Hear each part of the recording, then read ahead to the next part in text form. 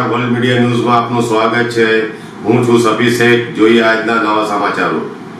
ભરૂચ એફડીસીએ કચેરીમાં લાંચ કાંડ બાદ ગુજરાત ફાર્માસિસ્ટ એસોસિએશન દ્વારા અનોખો વિરોધ કરવામાં આવ્યો હતો. હોલસેલ દવાના લાયસન્સ માટે 40,000ની લાંચ લેવાના આરોપમાં એફડીસીએના 2 અધિકારીઓ એસીબીના હાથે ઝડપાયા બાદ સભ્યોએ કચેરી બહાર ફટાકડા ફોડી એફડીસીએ ભ્રષ્ટાચાર બંધ કરો લખેલી કેક કાપી વિરોધ કર્યો હતો. એસોસિએશનના પ્રમુખ રજનીકાંત ભારતીએ એફડીસીએની કામગીરી સામે ગંભીર આક્ષેપો કરી કેટલાક મેડિકલ સ્ટોર્સ ભાડાના લાયસન્સ પર કાયદેસરની રીતે ચાલતા હોવાનો દાવો કર્યો હતો.